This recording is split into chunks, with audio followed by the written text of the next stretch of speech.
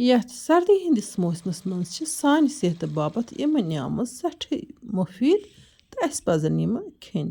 अस्सलामु अलैकुम वरहमतुल्लाहि वबरकातुहू। उम्मीद छम ज तुम सारी ऐसो बसीत सलामत। अल्लाह ताला थयन तोह तो ऐसे पन्निस हिफ्ज़ अमानस मज। चूंकि आजकल शदीद सर्दी यथ शदीद सर्दी हंदिस मौसमस मज पज अस जरूर रोहनुक तो अदरकुक आचार बनयित यह खेन। यह सनिस जिस्मस अंदरूनी तौर वुशनेर दिवान। हालांकि यह छन सन रेसिपी कि वन गो मे बनो पन्ने बापत तो मे दोप बह कर पन्नन व्यूवरन सत्य अदरक तो रोहन आचार रेसिपी शेयर ताकि तह तह हेकि फायदे वात। दपान सनिस जिस्मस अंदरूनी तौर वुशनेर बख्चान तो युस जन आजकल अस छठ लगान दरवाज थवो यल छठ लगान चास करान जुकाम गसान तो अत गछ अमि सतन हना फर्क। अमे अलाव अमि अदरक तो रोहन कि आचार बेशुमार फायदे। फिलहाल कर बह तुह वन अमिच रेसिपी शेयर। गोडनथ नो मे अदरक तो रोहन छलित छुकित साफ शफाफ पठन कतरो मे गोड़ रोहन तो वन छस बह अदरक कतरावान तो अमे अलाव मे यथ मज यम सोबुत मर्चांगन त जरूरत। वन गो अगर न तुह सोबुत मर्चांगन मिलन कि तुह हेक्यू अत मज पाउडर मर्चांगन त ऐड कर। अदरक आचार बनावन अलाव कर बह यथ वीडियोस मज तुह सत पालकि हज अख स्पेशल रेसिपी त शेयर तिकाज यथ मौसमस मज गसन सब्जी त जरूरी खेन तिकाज अमि सत सानिस जिस्मस मज तिम जुज वातान यम सान सेहत बापत सान जिस्म बापत जरूरी यानी कि विटामिनजन हज डिफिशंसी छन अस गसान कह तो अस रोजान सेहतमंद। अमे अलाव कहन सब्जियन मज आयरन त वफिर मिकदारस मज मौजूद आसान तो अत पालकि मज त आयरन वफिर मिकदारस मज मौजूद। अस आजकल लिप्टन चाय तो कहवस मज त यह अदरक इस्तेमाल करान ताकि यह बचाए सनिस जिस्मस सर्दी निश। वन गो अमिक मजीद त बेशुमार फायदे। यह सानिस जिस्मुक वजन करान बैलेंस यानी कि ओवर वेट यम आसन तिमन अमि सत वजन वसान खून अमि सत तना तो ब्लड प्रेशर त रोजान मेंटेन ये रोहन खेवान। तो यह रोहनुक तो अदरकुक आचार सान सेहत बापत काफ़ी मुफीद। वन वन बह सारी अमिक फायदे कह तो तिकाज आजकल सारे पता अदरक तो रोहन कोता सान सेहत बापत मुफीद। अदरक तो रोहन कतरो मे अदरक हेको अमि खुद लकुट लकुट त कतरवित। फिलहाल गो यह मटीरियल तैयार तो यप त्रो मे ताय मज तील गरम गस्त थो ध्यान बह कुस कुस चीज कर अत मज ऐड। तो गोडनथ त्राव बह यह प्रान यह मे होख प्रान थोमुत रेत काले होखनवि। वन करोस यह दाल त 1-2 चमच ऐड तो अमि पत जीर चमच 1-1.5 त सोबुत दानवल त्रावोस चमच खंड। अमे अलाव त्रावोस थोड़ा सा कोलोंजी मेथी दाना 1 चमच तो अजवाइन यह मे थोमुत मिक्स करित तो यम सारी मसाल ऐड करने पत करोन यह मसालन हंद मिक्सचर असल पठन फ्राई। युथी अत कलर गछ चेंज तो तिथि करोस पत अदरक ऐड तो अदरक ऐड करने पत करोन हना बे fry low to medium flame पे। चूंकि आचारिक पे अत मज सोबुत मसाल ऐड करने वन गो अगर न तुह सोबुत मसाल आसन कह तेल हेको इस रोहन तो अदरक गोड़ फ्राई कर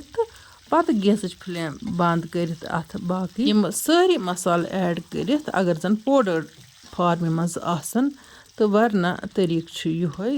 त्रो गोडनथ यम मसाल बे यह छोले दाल। तो अमे अलाव अत रेसिपी मज राई हज दाल त इस्तेमाल कर वन गो मे सह एवेलेबल कह तो मे कर स्किप। अदरक ये नेसफ गई फ्राई तो वन कोर मे अत यह रोहन त ऐड अमि पत करन बह यह 2-2.5 मिनटन बे यह मिक्सचर पूरा असल पे लो टू मीडियम फ्लेम पे फ्राई। वन करोस यम सोबुत मर्चांगन त ऐड तो बे मिनटस खंडस करो यह मिक्सचर सोरे इकवटे फ्राई। यपर किन व्यूवर मे कशिर जमात त मंगान तो आज वन बह तुह कशिर जमात यमिस त सफेद दाग यानी कि बद्र दाग आसन बुथिस नेरान या त जिस्म किस कुन त तानस पे आसन सफेद दाग तमिस पज दान दिल मिक्सरस मज पीसन। अमि पत अकिस बोतल मज या डबन मज यह थावन तो सत अर्क गुलाब ऐड कर अत बना पेस्ट हूँ यह पेस्ट सुबह तो शामन दोहस मज 2 फिर यमन दागन पे मथुन। रोहन तो अदरक की सोरे मिक्सचर थो मे शहलान बापत यपर किन त्रो मे यह प्यालस मज तंबर वजवावन। इतस कालस गो यह मिक्सचर हना ठंड तो वन त्रावन बह यथ मिक्सर किस जारस मज अत जारस मज त्रवित पीसन। वहीं गो पीसने ब्रोह अत बे चीज़ ऐड करें तमो वुचतो तुम ब्रोह कुन यन कर बह पन्न सारे व्यूवरन हूँ तह दिल शुक्रिया अदा यम पसंद करान इन्फॉर्मेटिव वीडियोज वुचन तो मानी वीडियोज वुचित तम जान जान कमेंट लेखान तो बस तिमन सारे हुंद बे एक लट तह दिल शुक्रिया अदा करान वन गो वारिया व्यूवर कशिर जमात मंगान इंशाअल्लाह रहमान हन हन दिमो सारे कशिर जमात वन वुचतो यथ रेसिपी मज नेबरिमन रियासतन मज इवान पत गोर ऐड करने यह जन यह रेसिपी तम अत मज गोर ऐड करान तो इसलिए कोर मे अत मज शक्कर ऐड शक्कर तो गोर कोई अख फार्म आसान अमे अलाव कोर मे अत यह तंबरि हुंद रस ते ऐड अम पत पीसोन यह वन गो ज्यादा पेस्ट छुन बनाउन हना छ फोहरे फोहरे थाउन आखरस पे अत बे अख बगार त्राउन सु वुचतो तुम ध्यान सान फिलहाल त्रो मे यह सोरे मिक्सचर यथ टूर प्यालस मज तो यह थावन बह साइडस कुन तो बह कर अमुक बगार तैयार यपर किन लोग मे ताय मज तेल तो तेल गरम गस्थि त्रो मे अत मज तिल गोगुल अख चमचि युथु यह तिल गोगुल हना फ्राई गो तो मे त्रो अत मज यह कड़ी पत्ता अमे अलाव त्रवस यम वजल होख मर्चांगन जोरा तिज वन त्रो यह बगार अत अदरकिस आचारस पे कड़ी पत्ता छुन ये मिलान कह तो यह हेकु तुम स्किप तो कर चूंकि आसाम पे ओनमुत तो मे कोर यह इस्तेमाल यह टूर प्यालस मज थावन बह कैंस टाइमस यीस कालस ठंड ग तम पे थावन बह अकिस बोतल हिंद मज भरित तो पत हेकोन यह अदरकुक आचार रेत वादन इस्तेमाल कर तो वन वुचतो तुम पालक हज रेसिपी यपर किन मे ताज़ ताज़ पालक अनम यह पालक चर मे बिल्कुल असल पे अत पेवान नजर दिन गौर सान तिक कुन वक्त अत मज बम सिन हेकान आसित मे चर यह पालक ठीक पे तो अम पत कड़मस गर्मा गर्म आब सखन 2-4 तिक अत पालक मेज त काफी लरित छकन 2-4 कड़न पत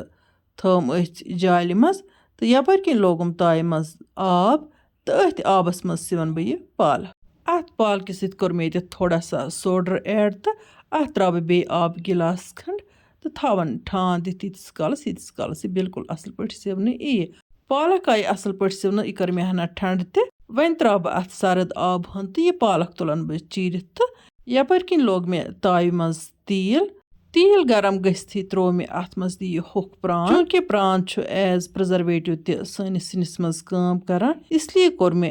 अदरक आचारस मज दी प्रान इस्तेमाल प्रान युथु असल पे फ्राई गो तो अम पत कर मे यह पालक हन अत मज ऐड यह पालक हेकोन मिक्सरस मज त पीसित वन गो मे यह पीसित बनावन आज कि मे बनावन हना दशल दशल पालक तिकाज अत पालक सत मे बे कह चीज ऐड करुन ोर पालक जोट मे बनावन अत पालक मज आयरन वफिर मिकदारस मज मौजूद आसान वन गो कह लुकन यह वयान कह वन म्यादस अम तकलीफ वातान तो कह वन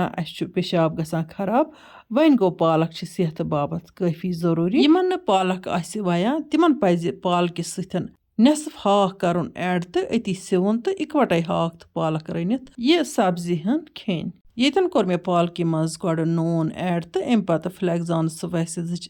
लिदर तो फ्लैक्जान स्पाइसेजुक मर्चांगन तो ऐड तो अम पत त्रोमस बादियान रुहन जीर चमच खंड जीर जरूरी अत पालक मज आसान ऐड करुन अम सिवित पालक या सिवित हाकस बड़ टेस्ट गसान वारियो व्यूवरो लिखमुत सानि बापत तो दुआ करान मे तह गोड त वोनमुत दुआ मुसलमान सुंद हथियार तुह ते अजो मानि बापत दुआ करान अल्लाह ताला करिन सारनी तह त पन्न नेक मामलातन मज तो नेक मकसदन मज कामयाब सन मुश्किलात करिन अल्लाह ताला हल तो यमन औलाद तिमन करिन अल्लाह ताला नेक तो सालिह औलाद अता आमीन या रब्बुल आलमीन यपर किन वुचो तह यथ पालक मज कोर मे आब गिलास खंड ऐड तो तम पत करम बे 2-2 मिनटन कुक तो गर्मा गर्म पालक कर मे सर्व बिस्मिल्लाह कर तुल मे अमुक लुत्फ वन अगर तह अजिच वीडियो टायर कस वीडियो कर लाइक तो पन्न सतन कर शेयर इंशाअल्लाह रहमान यमो नयस वीडियोस मज तुहद बापत बे कह नव डल तो तम तुह अल्लाह ताला हवाल अल्लाह निगहबान।